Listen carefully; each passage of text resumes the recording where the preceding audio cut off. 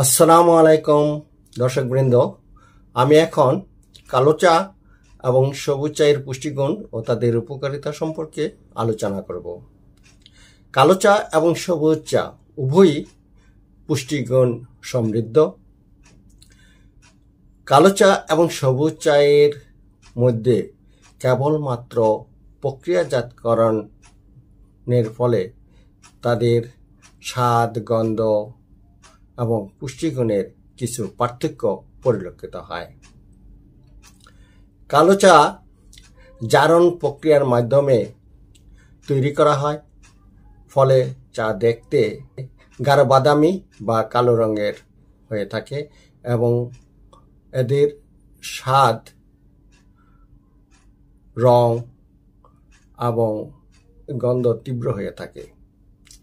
অন্যদিকে সবুজ চা সরাসরি পাতা শুকিয়ে তৈরি করা হয় বলে পাতার রং হালকা সবুজ হয়ে থাকে এবং এদের স্বাদ হালকা। উভয়ই আমাদের শরীরে প্রচুর উপকার করে থাকে। কালো চায়ে প্রচুর পরিমাণে অ্যান্টিঅক্সিডেন্ট থাকে, যেমন থিওফ্লাভিনস, থিওরুবিজেনস নামক অ্যান্টিঅক্সিডেন্ট শরীরের কোষকে ফ্রি রেডিক্যাল থেকে সুরক্ষা দেয়। তাছাড়া হজম প্রক্রিয়াকে উন্নত করে এবং হৃদরোগের ঝুঁকি কমায়। অন্যদিকে সবুজ চায়ে ক্যাটেকিনস, বিশেষ করে ইজিসিজি অর্থাৎ ইপিগেলোক্যাটেকিনস গিলেট নামক শক্তিশালী অ্যান্টিঅক্সিডেন্ট থাকায় এটি শরীরের কোষকে ক্ষতির হাত থেকে রক্ষা করে।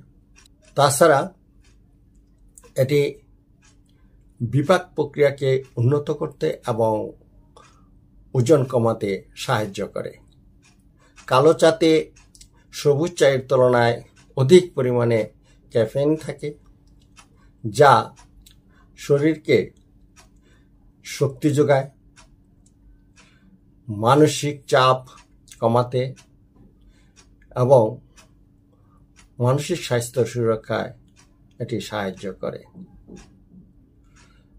অন্যদিকে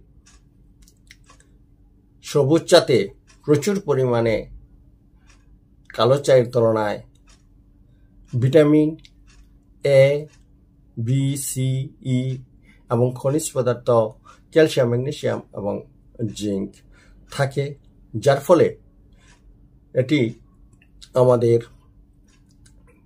ত্বক ও চুলের স্বাস্থ্য উন্নত করে, দাঁত ও হাড়ের কে মজবুত করে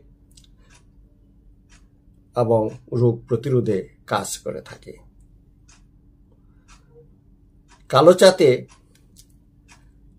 ফ্লেভোনয়েডস এবং পলিফেনল থাকে, ফলে এটি হৃদযন্ত্রের সুরক্ষায় এবং রক্তচাপ নিয়ন্ত্রণে কাজ করে। অন্যদিকে সবুজ চাতে অ্যাল-থিওনিন নামক অ্যামাইনো অ্যাসিড থাকার ফলে এটি মস্তিষ্কের স্বাস্থ্য উন্নতিতে ও মানসিক চাপ কমাতে সাহায্য করে। মূলত উভয় চাই আমাদেরকে হৃদরোগের হাত থেকে সুরক্ষায়, ক্যান্সার প্রতিরোধে এবং মস্তিষ্কের কার্যকারিতা বৃদ্ধিতে কাজ করে থাকে। যেহেতু সবুজ চাতে কালো চায়ের তুলনায় অধিক পরিমাণে পুষ্টি উপাদান রয়েছে, ফলে এর কার্যকারিতা তুলনামূলকভাবে কালো চায়ের চেয়ে একটু বেশি। যদি আমরা চায়ের প্রকৃত পুষ্টিগুণ পেতে চাই, তাহলে আমাদেরকে চিনি ও দুধ ছাড়া চা পান করা উচিত। তাহলে এর সুফল সম্পূর্ণভাবে আমরা পাব।